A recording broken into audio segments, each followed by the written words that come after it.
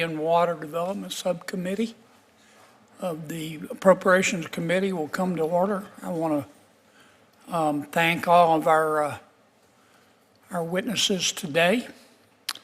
I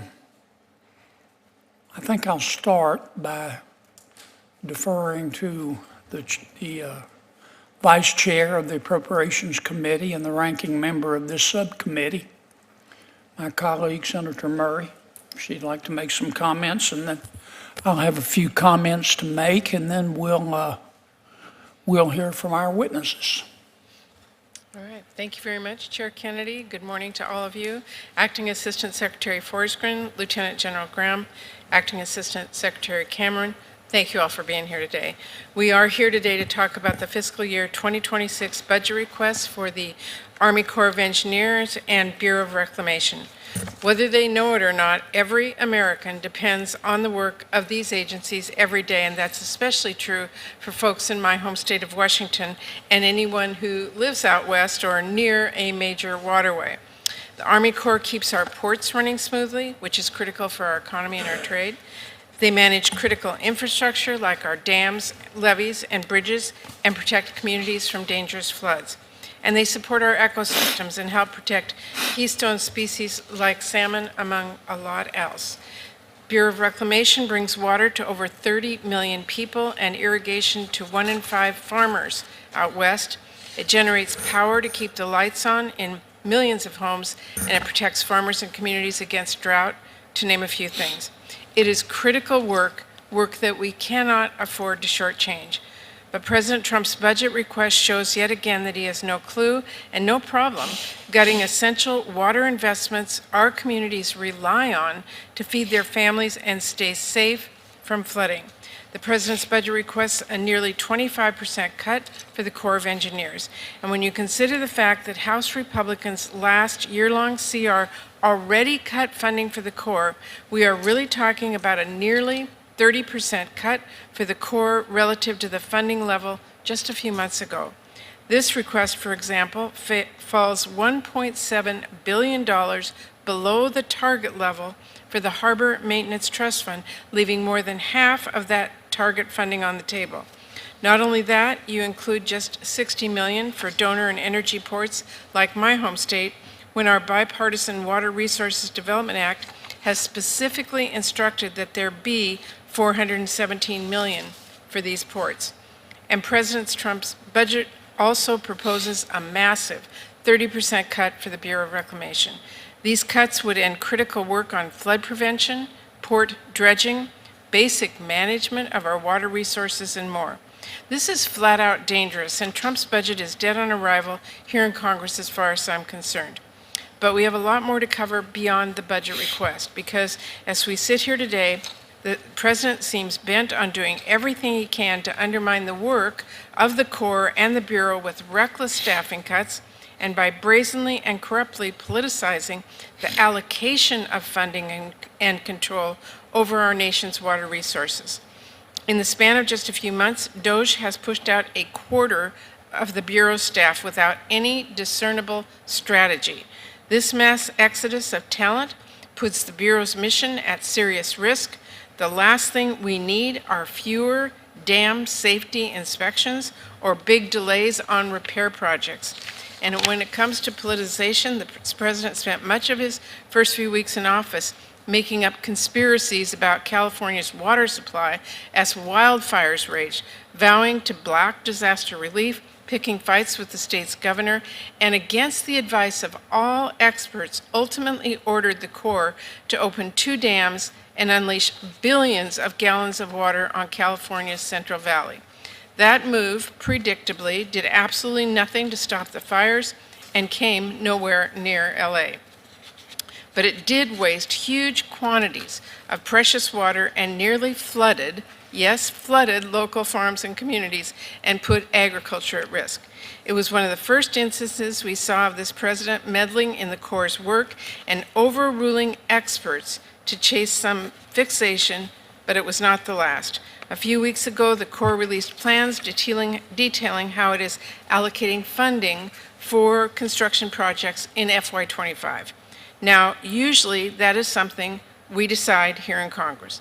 But that decision-making power was turned over to Trump administration with the House Republicans' year-long slush fund CR. That was one of the many reasons I voted against that bill, and it's a reminder to all of us about why we do need strong bipartisan spending bills. So instead of allocating construction funding to projects that were selected in both our bipartisan Senate Appropriations bill and the Republican House bill, and giving funding to red and blue states roughly evenly as both bills did, this administration decided to steal hundreds of millions of dollars in critical investments from blue states and steer those investments instead to red states and the president's political allies. Every single construction project in California, the most populous state in the country, was zeroed out.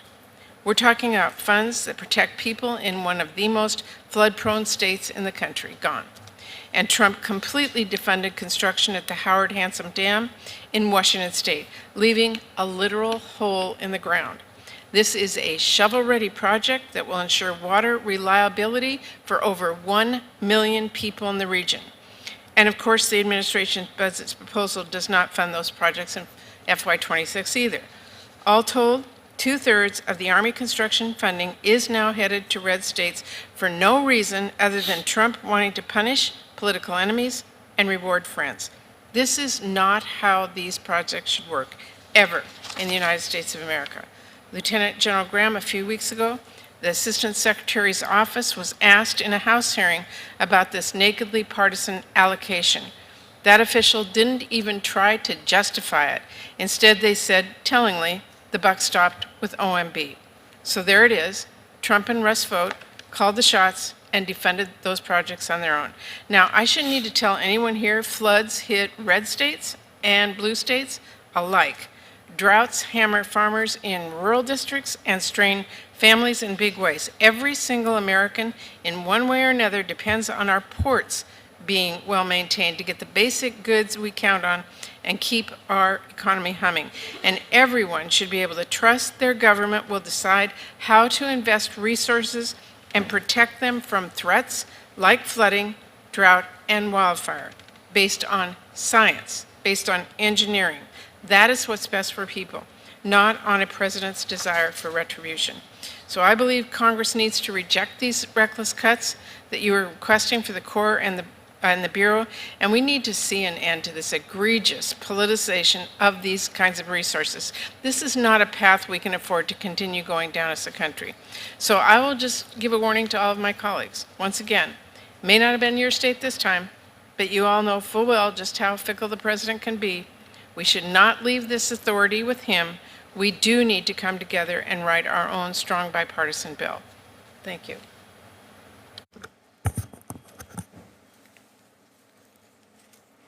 Put Senator Murray down as doubtful, gentlemen, about your budget. I look at your budget. A decrease of 23%. That's $2 billion from fiscal year 25 enacted. A reduction in funding for the Mississippi River and tributaries account of 29%. That's $106 million. A reduction in funding for the operation and maintenance account of 28%, $1.6 billion.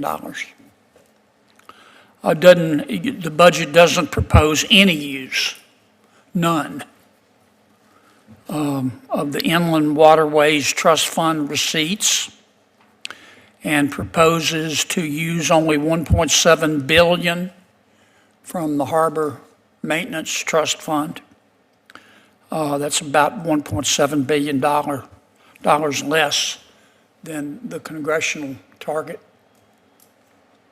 I was reading the other night, I don't remember the exact figures, but scientists estimate that there are 2 to 3 trillion galaxies in the universe. And in not a single one of those galaxies, is this Congress or any Congress likely to approve this budget? I mean, that's just a fact. Now, I understand the way it works, that you gentlemen didn't write this budget. Hopefully you had input, but you didn't write it. It came from OMB. And I also understand that Congress has never accepted a president's budget, any president's budget, and just enacted it without changes. That's never happened in the history of ever. So I get all that. But having said that, this is obviously not acceptable, and I hope we can talk about that frankly today. I don't know what's going to happen this year in terms of a budget. I'm an optimist, but I am a paranoid optimist. Last year, I watched Senator Murray and Senator Collins work really, really hard to put together 12 bills. I watched the entire Appropriations Committee work very, very hard to approve those bills. And a lot of us had to, on both sides of the aisle, had to swallow things that we almost choked on. But we wanted to put together a budget because that's our first job. I know you hear a lot about the Senate being in the personnel business, and we are, but really our job is to put together a budget. And we did. And my friend Senator Schumer refused to bring any of those bills to the floor. Not one. None. Zero. My goal was to see the bills come to the floor and then have an open amendment process where colleagues of mine, both on and off the Appropriations Committee, could weigh in. But Senator Schumer chose not to. That's just a fact. I don't know what's going to happen this year. Under President Biden, I want to try to be as impartial as I can be in making this statement, but I think it's accurate. Under President Biden, and presidents set the tone in Washington. Under President Biden, the general discussion was who needs to pay more in taxes, okay? Under President Trump, it's clear to me at this juncture that the discussion has changed. The discussion is now, what the hell happened to the money? And that's a healthy discussion to have. But when it comes to the Corps of Engineers, and before I get there, and that leads me to believe that we may not have a budget this year. I just don't know if we can come together on it. It's always a challenge, but it's clear to me that at least on my side of the aisle, we are expecting to reduce the amount of spending strategically, but reduce it. And I know some of my friends in the Senate are going to have a problem with that, but that's the reality. Now, when it comes to the Corps of Engineers, that is slightly different because there is bipartisan support for the important work that you do. It doesn't mean that we can't find savings, and it doesn't mean that we shouldn't make changes, and we're going to talk about that today. But a 23% decrease, I think Senator Murray, by her calculations, it might be a 30%. That's just not acceptable. So help us work through this and come up with a plan that looks like somebody designed it on purpose, which is not this one. Let me make one other comment, and then I want to hear from you gentlemen. Look, I know you have a tough job. I get that. Every senator, every congressperson wants their projects, and they want them first, and they want them yesterday. I get that. and you have finite resources, we all do. And you have a lot of smart people working at your agency, but you could use more. I get all of that. So I don't want to, I'm spending a few minutes on this because I appreciate the job that you do. I do. But we've got to do better. Our estimates on the cost of projects are just too wide of the mark. I mean, I could give you, I'm not going to do it, but I could give you example after example after example. And we're not talking 10% off or 20% off or 30% off. We're talking squillions of dollars off. I understand inflation, but it doesn't account for this. We also have to figure out a way, you do frankly, to bring these projects in on time, or at least closer to the estimated time. If you did in the private sector in terms of your delays and your, I'll say our cost overruns, if you did that in the private sector, you would be out of business. Nobody would hire you. And the penalties from not completing the project on time would put you out of business. We just got to do better. It's just that simple. And I hope today you'll talk about how you're planning on doing that. Let's start with us today. I guess I should introduce our colleagues who are here today. Acting Secretary D. Lee Forsgren. He was appointed Principal Deputy Assistant Secretary of the Army Civil Works on March 31st. Welcome. Lieutenant General Williams H. Butch Graham, Jr. You're the 56th Chief of Engineers and Commanding General of the United States Army Corps of Engineers. You assumed your duties on September 13th of 2024. Welcome. Acting Assistant Secretary for Water and Science, Scott Cameron. Secretary Cameron has been in this role since January 21st. We welcome all of you. The floor is yours. Why don't we start with Secretary Forsgren. Thank you, Mr. Chairman. Ranking Member Murray, other members of the subcommittee, it's an honor to be here this morning. Before I go too deep, I wanted to point out that on Saturday, the Army turns 250, and the Army Corps of Engineers turns 250 on Monday. So the Corps of Engineers and the Civil Works program have been around since the dawn of the country. And I could not be prouder to be working with the professionals that did every day take that legacy forward. I would like to ask that my entire statement be placed in the record, but a couple of just points, Mr. Chairman. We couldn't agree with you more that we need to find ways to bring projects in on time, and as much closer to being on budget. There are a myriad of reasons for that, but pointing fingers isn't going to solve the problem. We are committed to trying to do that. There's probably not a single silver bullet that would have fixed that problem, or it would have been fixed decades ago. So we've got to find a number of ways to work the problem to make our projects be more cost effective and faster.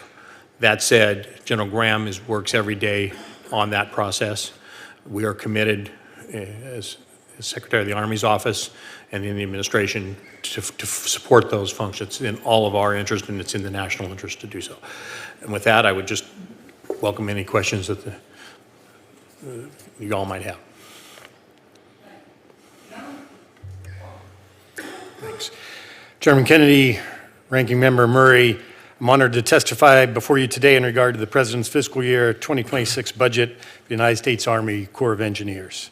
As we've heard this morning, the Corps Civil Works program is absolutely key to the nation's commercial navigation, flood and storm damage reduction, and aquatic ecosystem restoration missions, amongst others. To highlight a couple of those, the navigation program underpins the entire national economy, ensuring that commodities can move reliably and efficiently.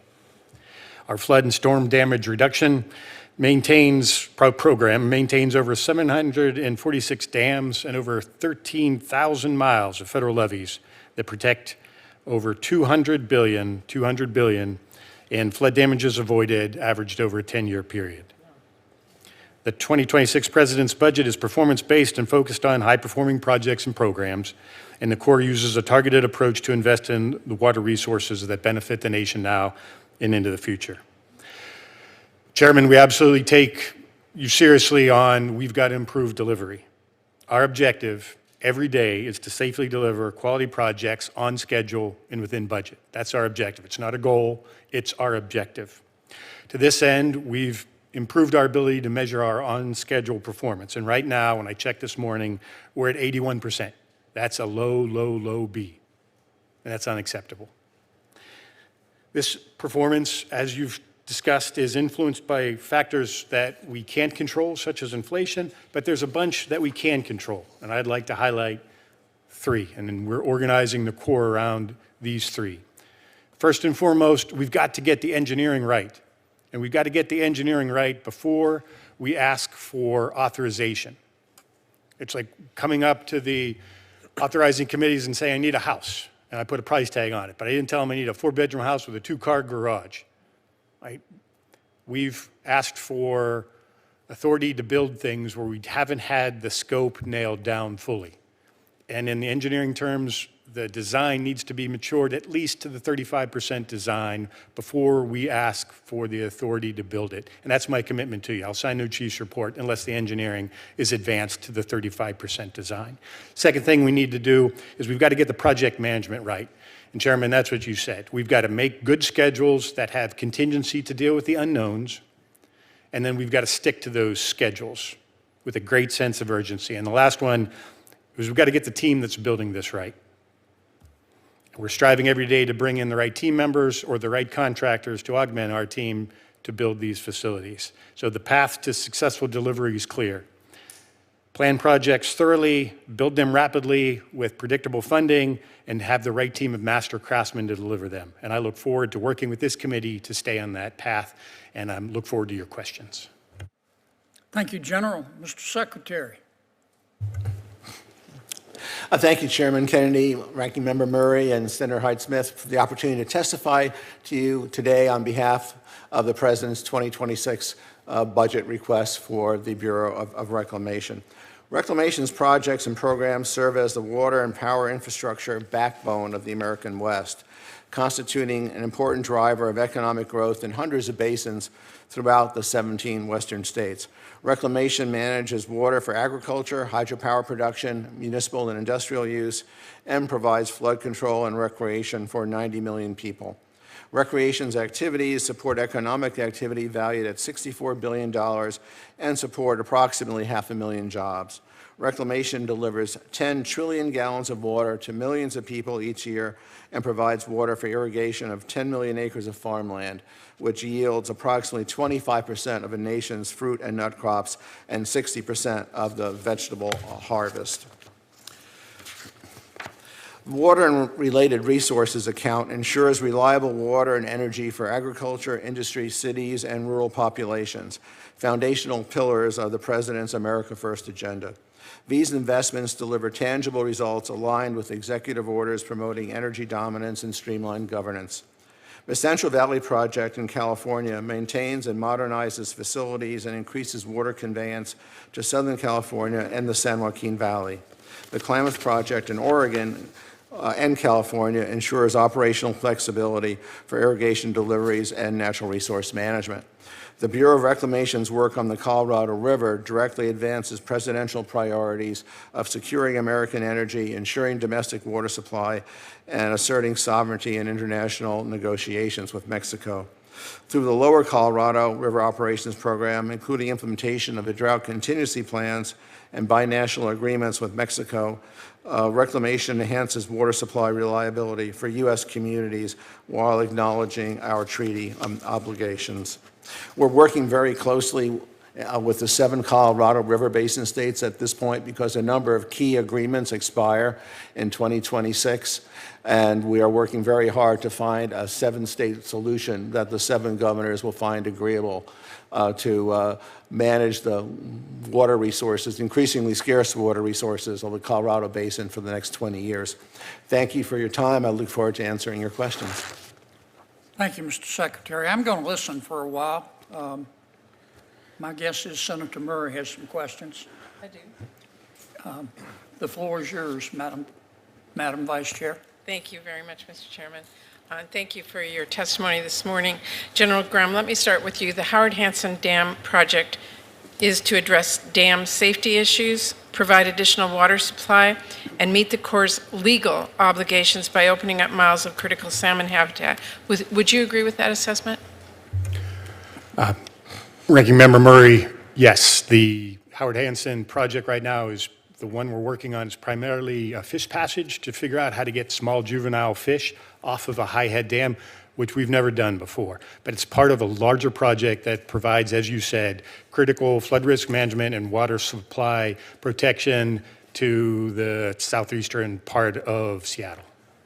Is it true that the $500 million the project was slated to receive in the FY25 budget, as well as in the House and Senate bills, would have allowed construction to proceed on schedule? Yes, that would have allowed us to keep on our current construction schedule. Yeah, well, it's clear that the Howard Hanson Dam project is shovel-ready, and despite that, the Trump administration seems ready to walk away from that. Everyone needs to understand turning the Army Corps into a political slush fund sets a very dangerous precedent. In fact, in testimony before the House, a top Army Corps official very explicitly stated that OMB, not the experts at the Corps, called the final shots here. Section 107 has been passed on a bipartisan basis in our bill for the last 5 years and makes clear that funding should be allocated only to projects determined to be eligible by the Chief of Engineers. It appears that OMB handed the Corps the final spend plan without consulting you as required. The law needs to be followed, so I'm going to ask you, yes or no, were you provided a final spend plan so you could determine all the projects listed were eligible? Ranking Member Murray, we provided our best technical recommendation to the Assistant Secretary. Senator Murray, we provided input through the president's budget process on that spending plan. We provided technical input on that spending plan. So that you could prove that all of them were eligible, correct? I don't think eligibility was ever the question. Okay, well, that's really troubling and really an example of this administration that just somehow thinks they're above the law. I mean, I got news for Russ Vought. The law applies to him the same as for everybody else, so that is very troubling. Mr. Forsgren, let me go back to you. I consistently hear from ports and harbors across the country about how they rely on the Harbor Maintenance Trust Fund to maintain critical port infrastructure. Now, in April, the administration issued an executive order acknowledging that cargo carriers divert goods to Canada from our donor ports, Seattle, Tacoma, others, to avoid the harbor maintenance tax. That's really an unfair practice. I've spoken about it for years. But this year's budget request does not even attempt to meet the worded targets for HMTF donor port funding. And even more troubling, in the skinny budget, this administration tries to tell Congress that it is not a federal responsibility to provide those dollars, even though that is one of the explicit purposes Congress passed into law. That is really unacceptable. Donor port funding has already been determined through the Worder process and our annual appropriations bills for years. It is extremely frustrating that I have to continue raising this issue year after year to get our ports the fair share they are entitled to under the law. Will you commit to ensure that donor ports like Seattle and Tacoma will receive their full fair share of the HMTF dollars as Congress intended? Senator, I will commit to working to ensure that the Harbor Maintenance Fund is used to the maximum extent it possibly can. We understand the Harbor Maintenance Fund is the backbone of the commercial navigation system Yes. for our ports. And that system has to be able to be functional across all the nation's ports, but I will say, there needs to be a primary focus on the principal federal responsibility, which is the mainline channels. But will commit to working with you to fully utilize the Harbor Maintenance Trust Fund as it is passed into law. Okay, well, let me ask you one more question in my last few seconds. The Columbia River provides habitat for salmon, endangered species. It also irrigates 600,000 acres of farmland and serves as a marine highway. It also provides electricity to the entire Northwest.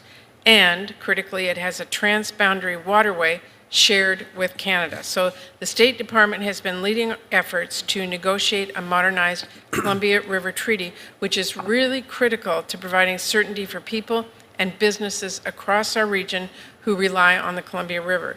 But this administration appears committed to doing everything they can now to tank our relationship with our friend and neighbor Canada. And the key to getting this agreement in place and all the hard work that has gone into it was collaboration between all the stakeholders. It is really imperative that as the interim agreement is executed, that collaboration continues. So, Mr. Cameron, Mr. Forsgren, will you commit to ensuring that the Corps and the Reclamation continue to communicate with tribes and the Mid-Sea public utilities on the operation of the Columbia River system? Senator Murray, we certainly we are committed to the treaty, as is reflected in the budget, and we are committed to continuing the dialogue necessary to operate and maintain the system. Mr. Cameron. Yes, Senator. I've already had multiple meetings with stakeholders from throughout the Columbia River Basin, so we're including tribes. So, conversations are ongoing.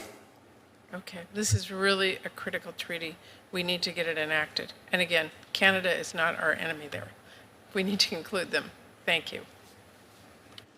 Senator Hyde Smith. Thank you, Chairman Kennedy, and thank you, panel, for being here today. I certainly appreciate your willingness to serve in the capacities that you do. My first question is going to be on the Yazoo Backwater Area Management Project, which is no surprise to anyone. I've been working on this for many, many years.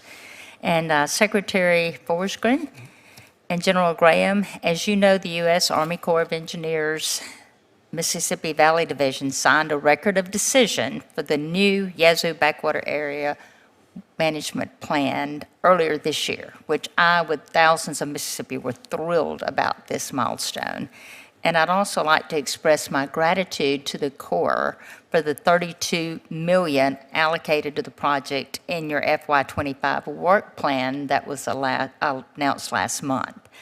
Of those funds, $15 million will be used for pre-construction engineering and design work, $15 million for mitigation to protect wildlife and wildlife habitat, and $2 million for mitigation infrastructure construction. We're certainly moving in the right direction now and providing adequate flood protection for area residents, something that was promised literally decades ago. The findings outlined in the project's final environmental impact statement stated in addition to reducing catastrophic flooding, that project implementation would not convert any wetlands to wetlands. Wildlife and habitat will be better off for the project. Aquatic resources will be better off with this project. Water quality will be better off with this project. Everything is positive here. Everything will be better off. Secretary Forsgren and General Graham, would you agree with the findings detailed in the final EIS? Yes, Senator. We are committed to that project. I will say, put my personal hat on, I sat in your office about 5 years ago when we discussed the outlines of the beginnings of that project and how we might move forward. And I was thrilled to see that it, is moving forward. So when I was sworn in, I was happy, to be honest, that not to have to take up that the project had moved forward in that interim period.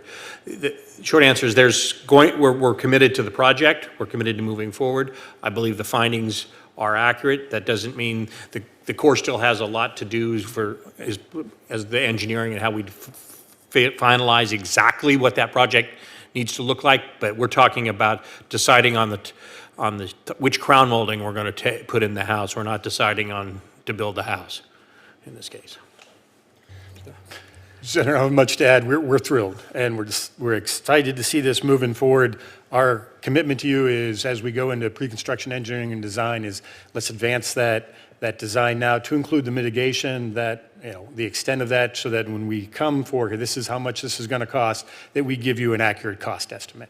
That's our commitment to you. Wonderful. And the total capability for this project for the fiscal year 2026 is truly significant. I get that. I'm shocked by that, nor does it scare me away, because it's something we have to do. Should Congress provide robust funding for the Yazoo Backwater Area Management Project in this year's appropriations process, how confident are you that the Corps will be able to put that to good use? Senator, you raise a very pertinent issue in the context of the Yazoo project that's true across that, and that is how the Corps' capabilities set against, their capabilities on any given project versus the totality of the project. And you really can't take the capabilities for a project without looking at the totality of the region, of the district, and of the nation in total. So with that said, I will defer to General Graham to talk specifically, but I think we're still trying to figure out how our capabilities match against the resources. And Senator, that's it. With the work plan funding, with what the engineering pre-construction work we're doing right now, I don't really know what our capability is concretely for 26. We owe you that, and our commitment to you is to work with you in your office as the months progress and share what we do know with you on the efficacy of our current cost estimate. Great. Well, I certainly want us all to get to yes, and I'm willing to help us get there, whatever it takes. Thank you, Mr. Chairman. Senator Britt. Thank you, Mr. Chairman. Thank you all for appearing before this committee today. I want to start by telling you how much I appreciate your attention and that of Deputy Assistant Secretary Stacey Brown to the needs of Alabama's inland waterway system. Thank you for getting on the phone with me. Thank you for helping us work through this. As you all know, we had catastrophic failures this year, whether it be at Demopolis, whether it be in Holt, whether it be in Wilson. When these things happen, it disrupts entire economies. I mean, we saw it negatively impact our ag industry, negatively impact our energy industry, negatively impact our aerospace industry. So I am very grateful for your attention to those matters and helping us get them back up and moving. That being said, I'm also pleased to see that the work plan budgeted for repairs in Demopolis and Holt, and also appreciate what you're doing in Coffeyville as well. I think it is imperative that we actually fix these things before they become a problem. And so that's my question to you. How do we get to the place where we are doing the type of maintenance that is needed to prevent these failures, on time, on budget, but ahead of when they actually occur? And so, Mr. Forsgren, let's start with you. I know there's a substantial O&M backlog. I know when you're looking at all of the different needs across the nation, how do we make sure that we're appropriately taking care of our inland waterways system and not playing catch up, but doing these things on the front end?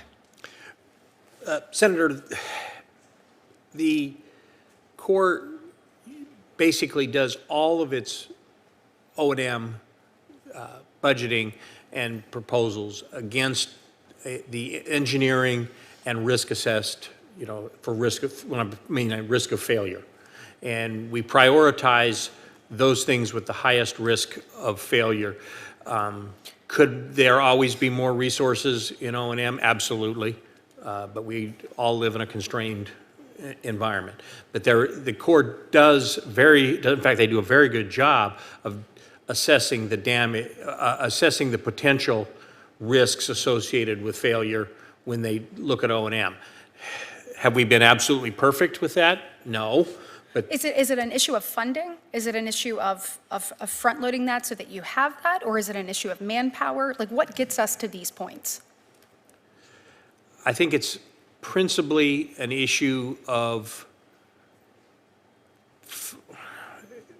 funding is too easy a way to say, it's Okay. easy. If we had more money and more people, of course, we could do better. Absolutely. But I think it's more of a case of how do we really focus what we're doing and with the resources we do have? Well, let's continue this conversation. I have limited time here, but I want us to actually dig down on this. There is no reason for us to get to the point of failure. We should be taking a look and making responsible upgrades and maintenance on the front end so that we don't get to this point. So I want to talk to you all about that in a real way. Absolutely. So that we can have a tangible pathway forward.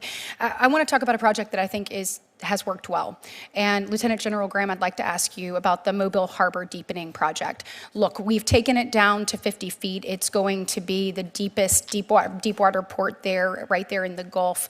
This is a project that has been on time and under budget. Talk to me about how you achieved that.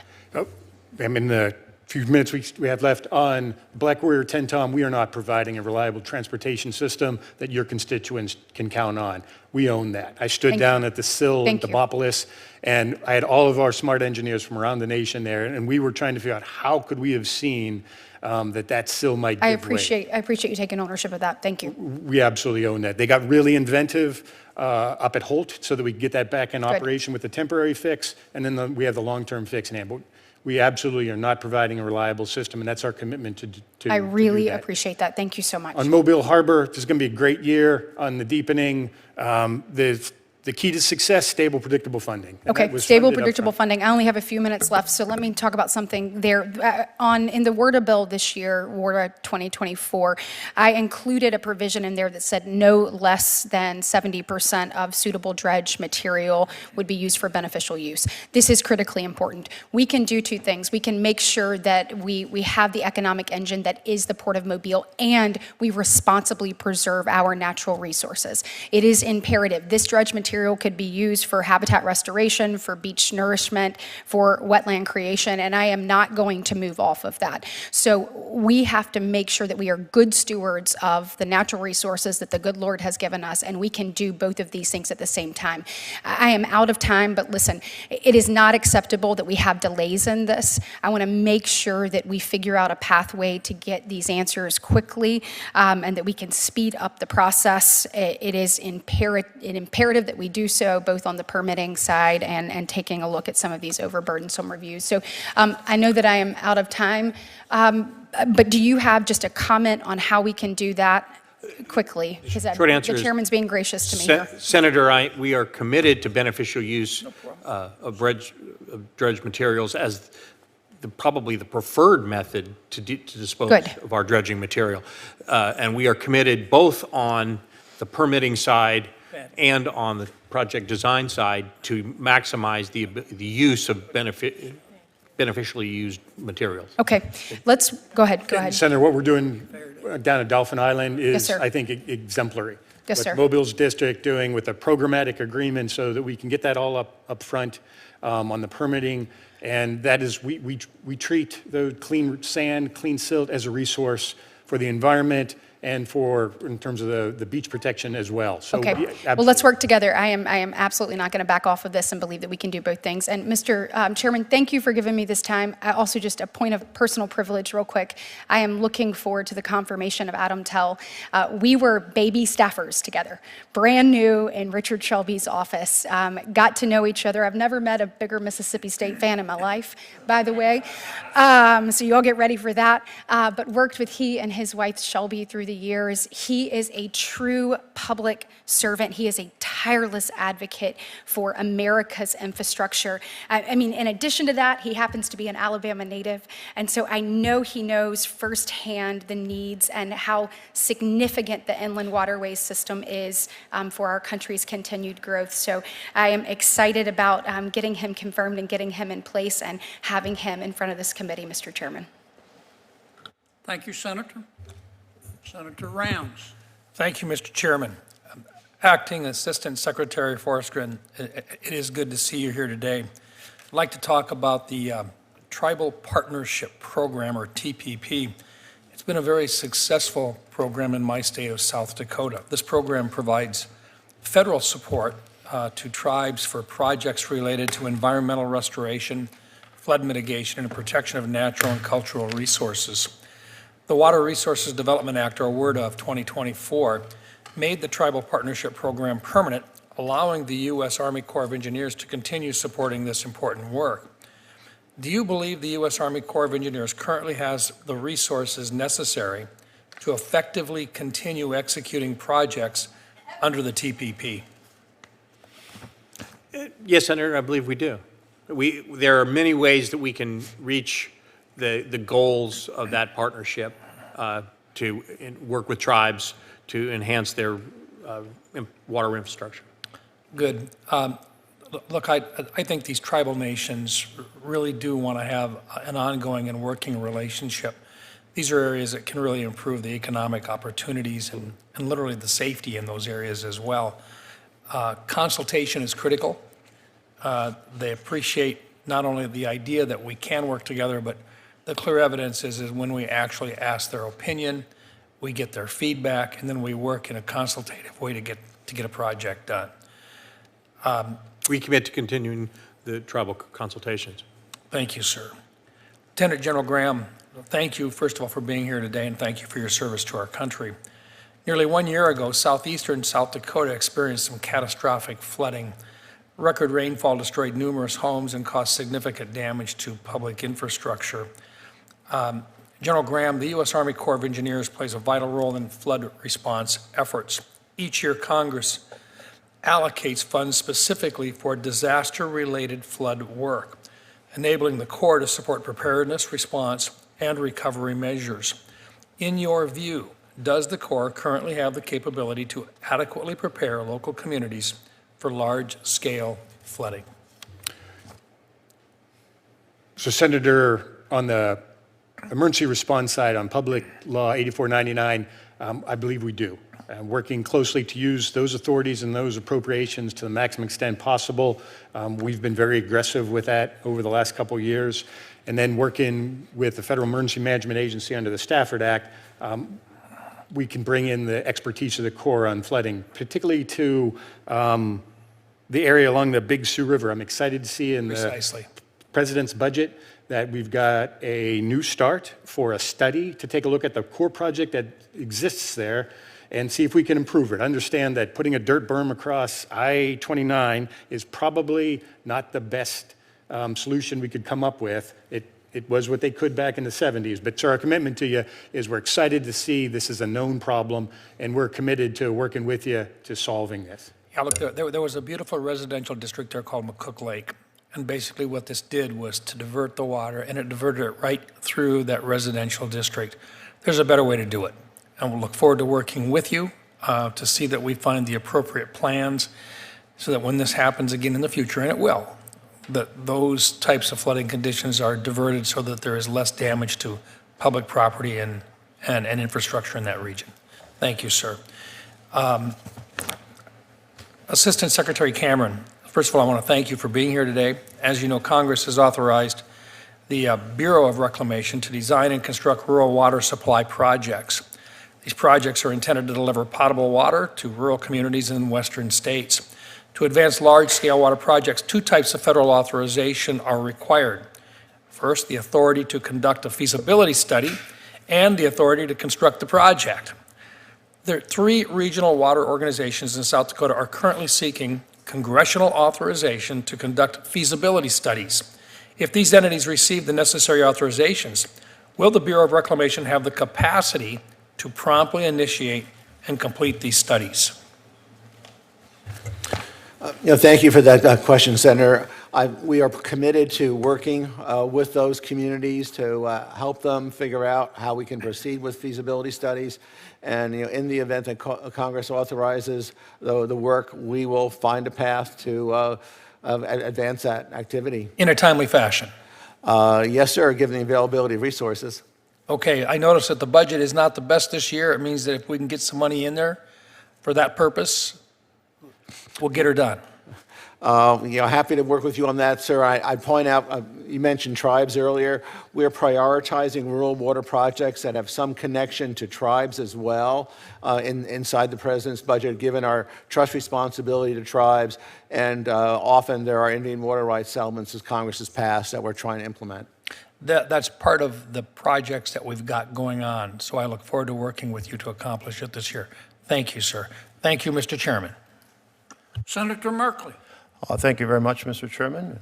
As you can see, we're dashing in and out of many different hearings this morning, so I really appreciate the chance to come and ask a couple of questions. And I wanted to start, Mr. Forsgren, about the Coal Rivers hatchery. Now, Coal Rivers sounds like I'm sorry. Coal Rivers sounds like a name of a river, but actually a name of a person for a hatchery that's on the Rogue River, one of the most extraordinary rivers in the world. This hatchery provides fish for not just the Rogue River, but for lakes, for the Umpqua River. It is like incredibly important, and we've had huge cooperation with the Army Corps in working on it. But even with that, it seems like progress is very slow, as though study after study gets completed, yet the actual implementation of the restoration is proceeding way too slowly.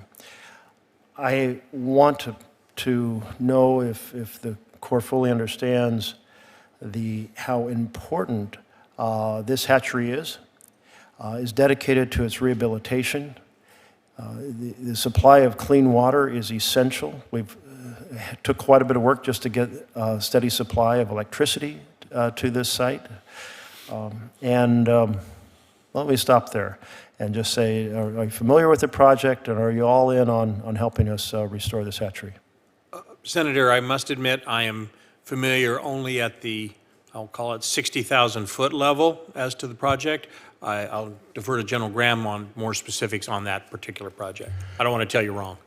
So, Senator, we understand the importance of that hatchery, and Oregon's running it for us.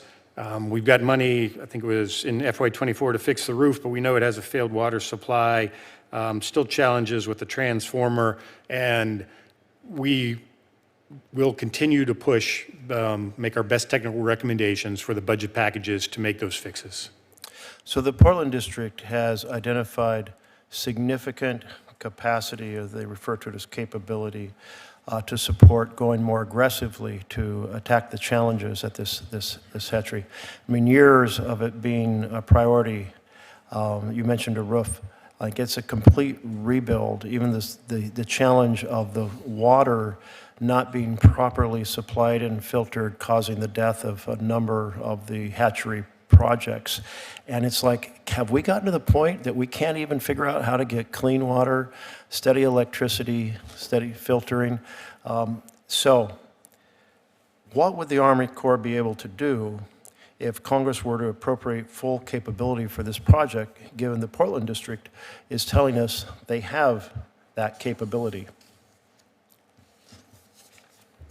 I will put some context over, and then I'm going to let General Graham give the specifics.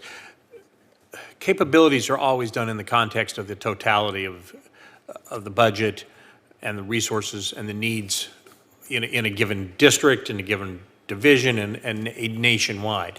And so, yes, the Corps may have, on paper, have the capacity to do this or that, if that as a complete focus on that project, to the exchange of other, to the detriment of other projects in the same region. So it's really to say that a district has capacity is always a little bit of an unfair thing, because it has to take into account the totality of the program. Because of my shortage of time, I'll just note, here's the deal.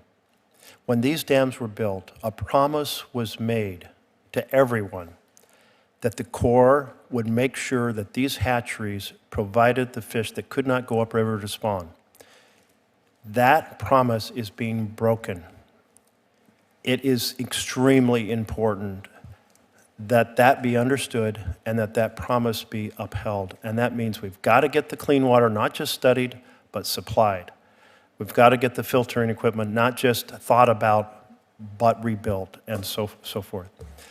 I'm down to 20 seconds, so I'm going to switch gears to Scoggins Dam.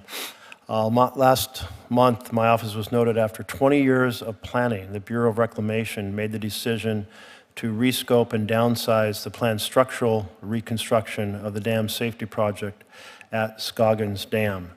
Why is this scary to everyone? Because we are reaching the point in that several hundred-year cycle where a major earthquake occurs, the big one if you will, and that dam and releasing the water out of it would flood down that valley and wipe out urban areas. And yet, after 20 years of investment in planning, we are hearing that the goal of strengthening that dam to prevent that type of catastrophe is being abandoned. Why? Senator, I'll have to look at the particulars there. I can tell you more broadly that we're committed to dam safety around the nation, and we're pleased that the Congress still has provided some funds for the bipartisan infrastructure law to spend money on dam safety in addition to what's in the president's budget. But I'll have to get back to you on the particulars of that, sir. Were the partners who used the dam to supply water consulted on the factors that went into this decision? I'm not prepared to answer that question. I just don't have the information at hand, but I will get back to you, sir, on that. The answer is they were not. Can you commit to ensuring that the Bureau will work with the community on a path forward? I can absolutely commit to that, sir. Thank you.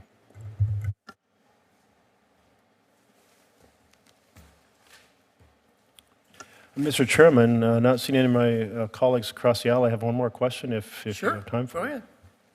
So I wanted to address the challenge in the Klamath Basin. It's been plagued by drought for many years. Water is precious in the basin and vital to the survival of the community.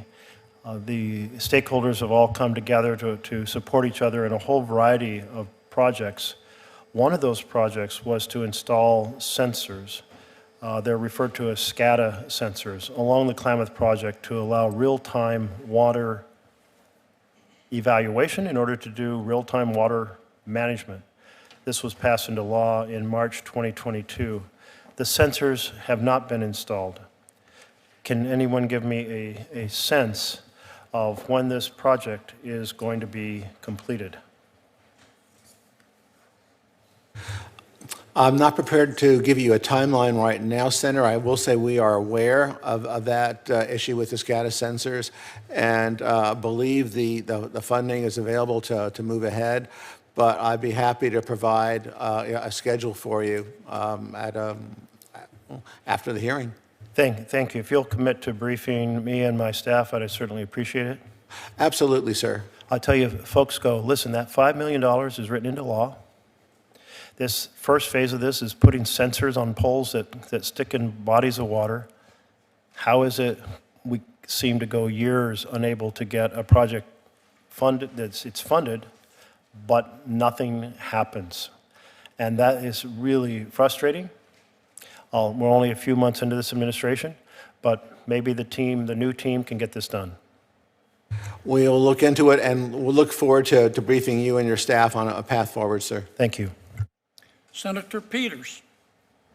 Thank you, Mr. Chairman. Gentlemen, welcome to the committee. I want to start by first focusing on the SULOCs, a project of national significance. Simply put, an unscheduled outage of the Poe Lock, which is the largest lock at the Sioux, would devastate the economy, harm our manufacturing sector, and jeopardize national security. To put things into perspective, just a 6-month unscheduled outage at the Sioux would result in an estimated 11 million jobs lost and 1.1 trillion hit to the economy. I think that's a classic definition of critical infrastructure. The bottom line is we need a second Poe Lock to alleviate the risk, and I've been leading the charge with a lot of my colleagues for quite some time. Most recently, I led a bipartisan and bicameral letter advocating for the inclusion of SULOCs funding in the most recent Army Corps work plan and budget request. And I want to say thank you. Thank you for answering that call. Crucially, the $264 million included in the work plan will allow for the award of all remaining construction contracts, which is a big deal. And the budget request matches the project's full work capability for this fiscal year, something that I'm going to work to ensure makes it into the final funding bill. But looking ahead, I'm going to be doing everything in my power to see that this critical project actually gets completed. I think we're on a good track, but we always got to keep the eye on the ball. And so that's my question to you, Secretary Forsgren and General Graham. If you could let me know I can count on you to make sure we get this thing across the finish line and make sure I continue to have your focus. Senator, yes is the short answer. The longer answer is the President is committed to maintaining the integrity of the inland waterway and national lock system. It is, as you so articulately laid out, it is the backbone of the economy of this country, and we cannot afford, as a nation, to let that happen. And I commit, we will be working forward, looking for ways forward. Great. Enhance that system. I appreciate that. General? And Senator Peters, absolutely, it was great to see the funding in the work plan allowing us to hit those last three options. And to Chairman Kennedy, that's how we safely deliver quality projects on schedule within budget, is we keep the efficient funding flowing, and then we're never going to get better prices than what we had locked in to finish those last three options up at the Sioux. I'm heading up there in a few weeks to make sure that there are no surprises up there and that the team on the ground has everything they need to continue to deliver, and I think we're on track for 2030, which is exciting. Great. Good to hear. Good to have you back up there soon as well. Speaking of the Sioux, I also hope that both of you will work with me to establish a special salary rate table for Sioux Locks operational and maintenance positions. I think both of you understand the challenge of getting folks there. The reliability of the Sioux Locks complex is going to hinge on those workers, and for a variety of reasons, it is very challenging.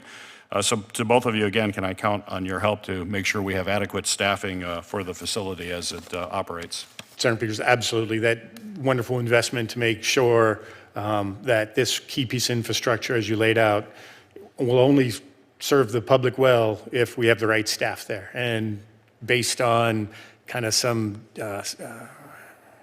irregularities, I'll call it, in kind of how the pay model works, getting the special salary rate through will allow us to pay our staff what we believe they're worth. And so you have our commitment. Great. Appreciate that, Secretary. I appreciate that. Thank you. Next, I want to talk to you about the importance of the Brandon Road Interbasin project. As you know, invasive bighead and silver carp pose truly an unprecedented risk to the Great Lakes, which together support a $7 billion fishing industry, a $16 billion boating industry, and roughly about $6 trillion in the economy. At present, the electric dispersal barriers in the Chicago Sanitary and Ship Canal represent the sole structural measure to deter invasive carp from reaching Lake Michigan. Were this to remain our primary line of defense against the steady advance of this invasive carp, it would only be a matter of time before the bighead and silver carp establish themselves in the Great Lakes, decimating the ecosystem or fishing or boating, recreational industries as well. The Brandon Road project is a solution to this problem, and it'll employ the precise measures necessary to halt the spread of carp before they reach the Great Lakes. I think this project is nothing short of critical to the lasting health of the Great Lakes. And as both of you know, I think time is of the essence as well. So my question for both of you, again, similar. Can I count on you to work with me and my colleagues here in Congress, as well as both the states of Michigan and Illinois, to keep this project moving in the right direction? It's been a project for years in the making, but again, time is of the essence, and your forceful assistance is necessary. Senator, I have the luxury in this particular instance of being able to quote the President directly on it, and that is he's fully committed to that project. I know he and your governor worked very closely on that project, and you might guess my direction vis-a-vis that project is to see that happens. Great. We got great help from, as was mentioned, the President and the governor. We were able to get the real estate security we need. We released Contract 1A, which is the leading edge bubbler of this multi-tiered defense. And so that will be the start of fish deterrence. And so that's exciting to see that contract on the streets. Excellent. Well, thank you. Thank you both. And you, Mr. Senator, if I could add, Oh, the yes. Interior Department is also actively involved with Asian Carp in supporting the Corps and their work there. So it's not the Bureau of Reclamation, but our Geological Survey and the Fish and Wildlife Service are both actively involved. Excellent. Thank you. Thank you, Mr. Chairman.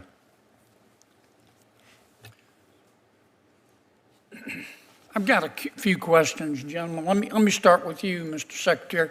I'm trying to understand how you and all of you in OMB are thinking here. Where does the money come from for the Inland Waterways Trust Fund? Senator, it's principally raised by a tax on the diesel fuel used in the tug and barge industry. Yeah. Do you know the balance in that account off the top of your head? I don't know off the top of my head. I'll be happy to provide that to you for the record. Okay. Exactly, but it is not insignificant. I'm sorry? The balance is not insignificant. Okay. The proposed budget proposes not to spend it. Why would we, it can't be used for anything else. Why would we not spend it? Sir, well, first of all, most of the needs that and I'm going to kind of back up with the Corps' capabilities. Most of the needs that we were currently capable of using that trust funds for were moved forward into the 25 spending plan. So a lot of that were taken care. A lot of those projects were funded in 25 pretty close to their full capabilities in the interim future.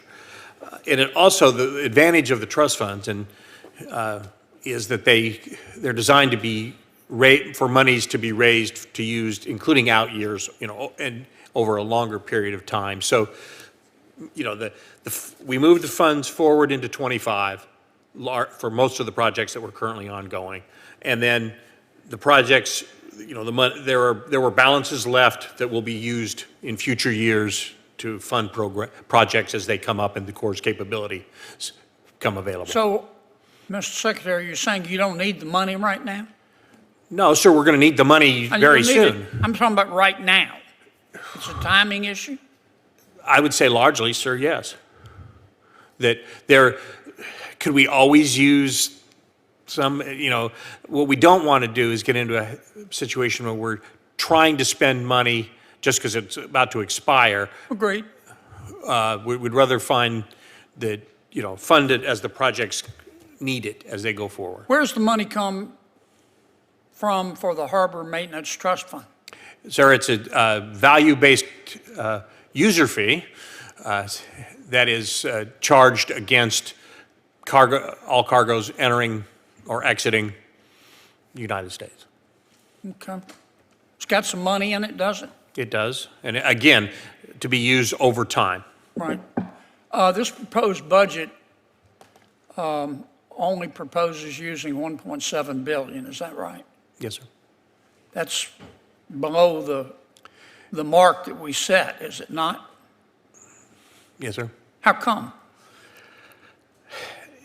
Again, more of a timing issue. Some things were moved forward. Others, the president did put a focus on what were principal federal responsibilities, which is the maintenance and dredging of federal channels. And so, again, the Harbor Maintenance Trust Fund is to be used over time for those projects. Okay. Well, nobody's thinking about using this money for something else, are they? No, sir. Okay.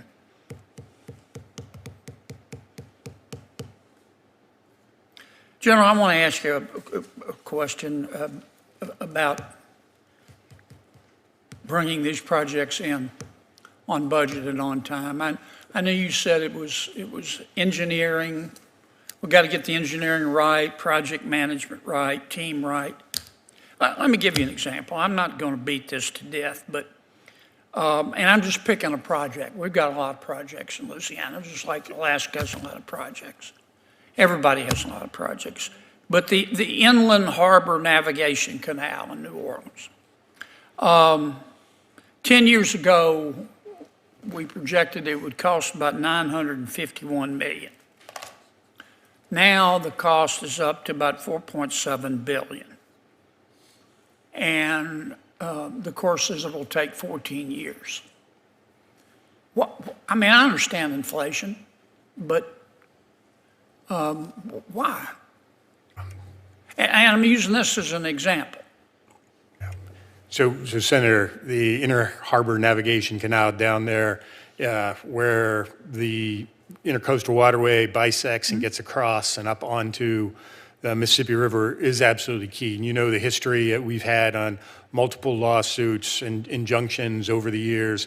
A lot of it built from the lack of trust from the local communities, particularly the lower Ninth Ward. I know. So that cost estimate, and for everybody listening, that IHNC is also part of the flood protection for the greater New Orleans area, the river-facing gates. So it's imperative that we get this right. And what I told the district to do is to make sure that they have put in their cost estimates the risks associated. Most of those risks are most of those risks are elements of not having local support to build this.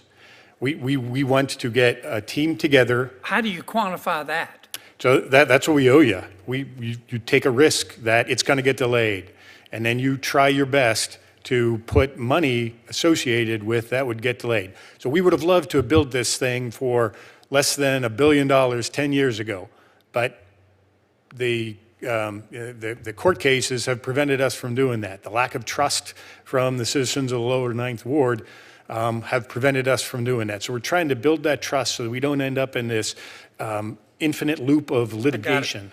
I got it. All right, Senator Murkowski's here. I'm going to ask you one more question. And you're well aware of all this. For whatever reason, sea levels are rising. Our land in South Louisiana is sinking. Part of that is because over time, sediment becomes more and more compacted. Where did that sediment come from? That sediment came from the Mississippi River, which used to overflow, which was a blessing and a curse. But our Corps did an extraordinary job at our request of levying the Mississippi River. We weighed the cost and the benefit and said the right thing to do here is to levy the river. Well, that obviously stopped the sediment. Okay? And I'm not suggesting we take the levees down, by the way. What do we do? We're not going to take the levees down. The land's sinking. There's no new sediment coming in. The sediment's becoming more compacted, and the sea levels are rising. What would you do if you were king for a day? General, let me start with you, and then I'll ask the secretary. Sure. Chairman Kennedy, so some of the projects are that we have a tremendous amount of non-structural projects going on in South Louisiana. And I'm not asking you to comment on any particular project. I get all the politics and the wailing and the national gnashing of teeth, right, and everybody's bowels are in an uproar over which one's the best one. I get that. I'm just asking you, what approach should we take? So raising homes to deal with sea level rise coming up and the land sinking, that non-structural approach is a tool that we're starting to execute at scale in southern Louisiana. What we're also taking a look at is supporting the state of Louisiana in whatever settlement diversion paths that it's choosing to take. We had, they had applied for a permit and Do you think granted it. settlement diversion works?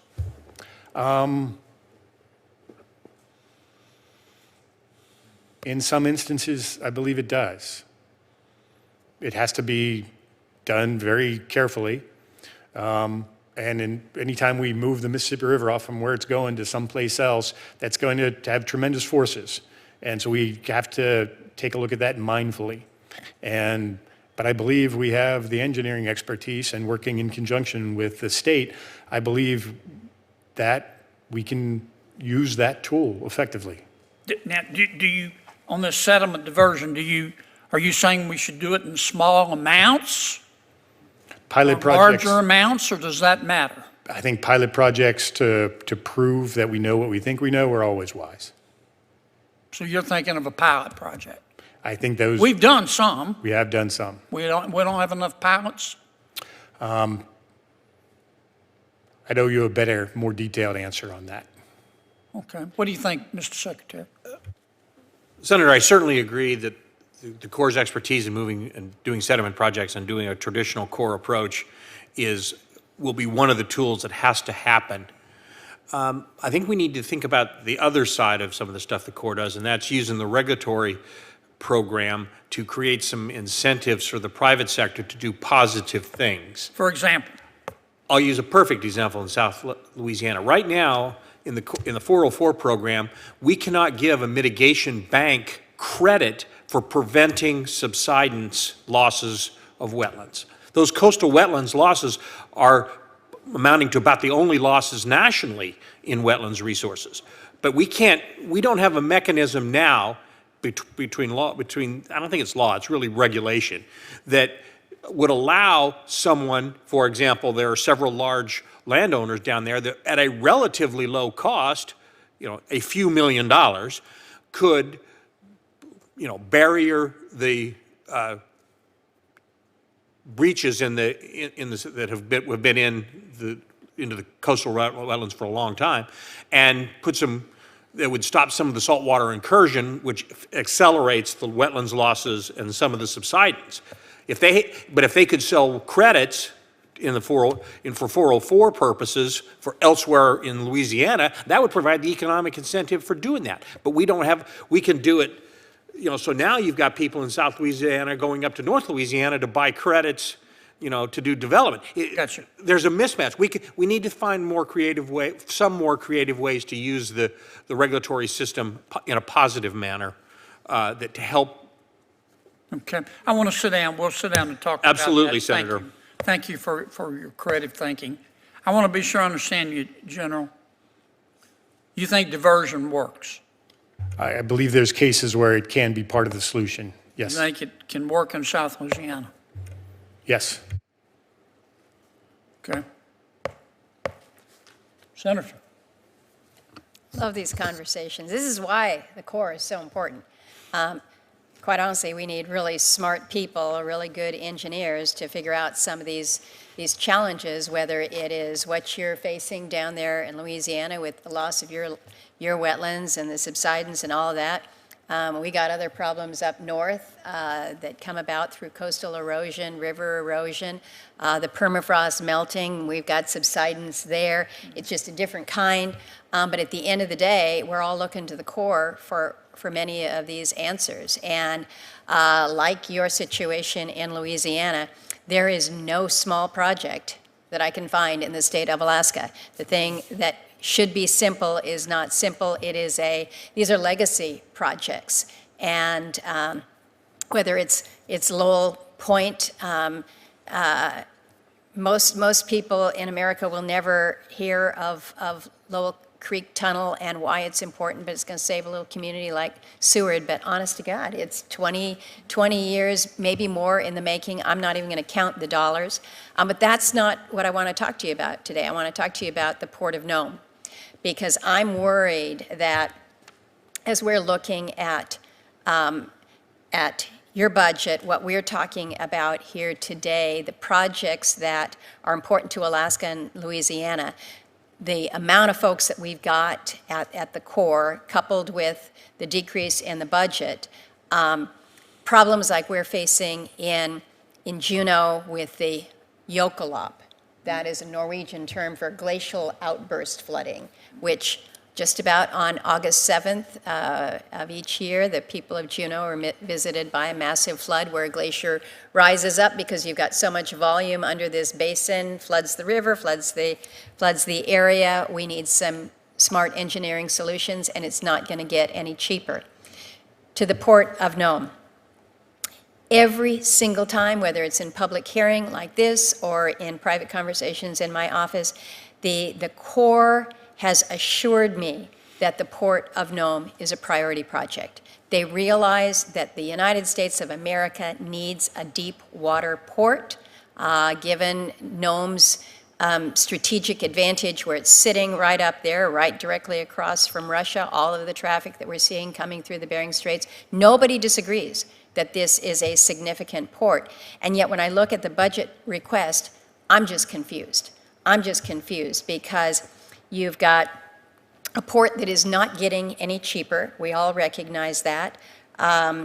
The problem is that when you don't have adequate funding in the beginning, the costs are only going to increase. I'm hoping, Mr. Forsgren, that you're going to have some creative ways that you can share with me today about either funding streams or perhaps it's on the regulatory side to help lessen the burden. But when you've got short construction season, when you've got logistical challenges for places that are not contiguous to the rest of the United States, you know the challenges that we have. First question, and I hope I know the answer to this, is the Port of Nome a priority for the U.S. Army Corps?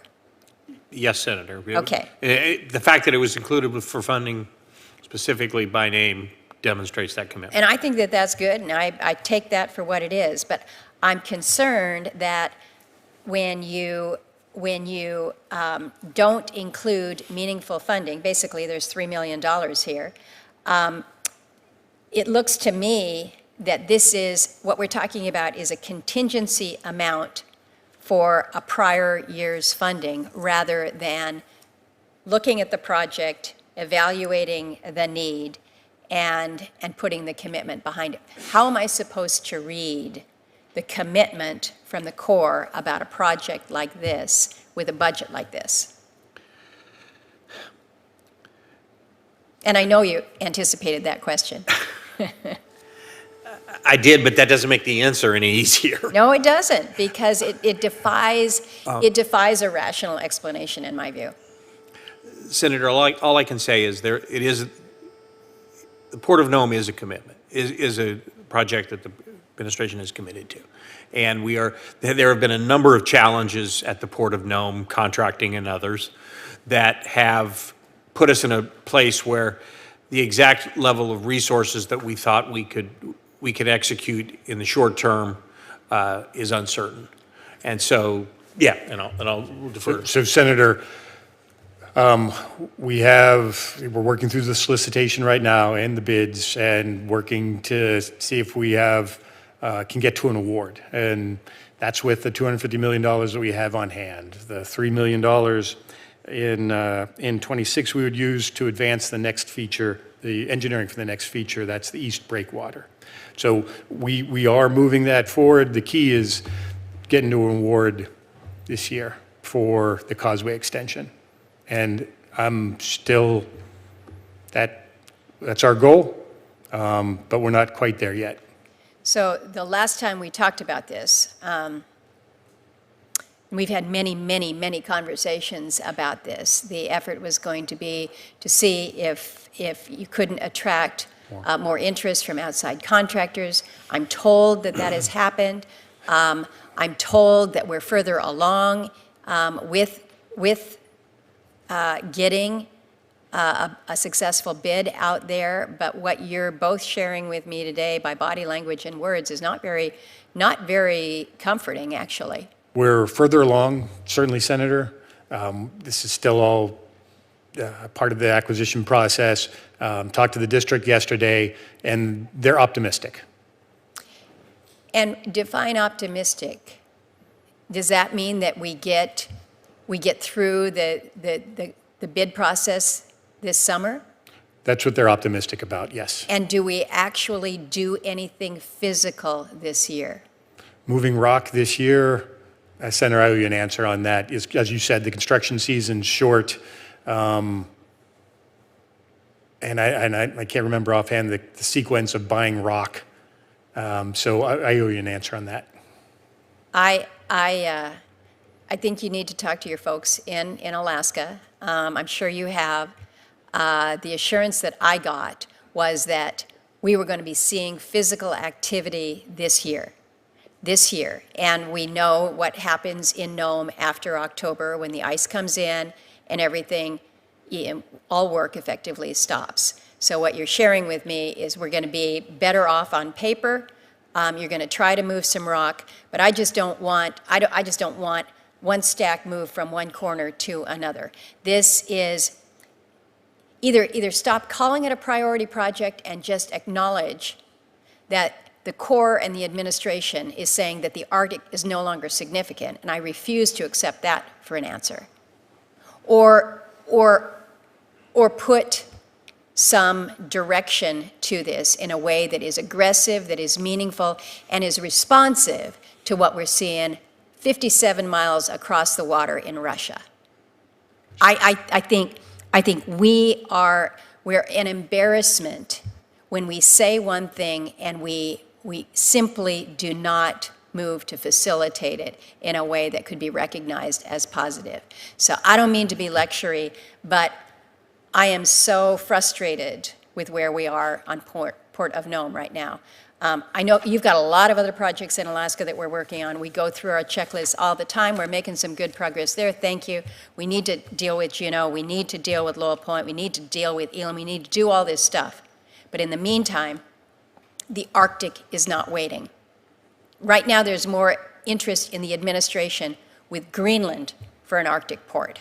That's inexcusable. We have Alaska, right? Okay.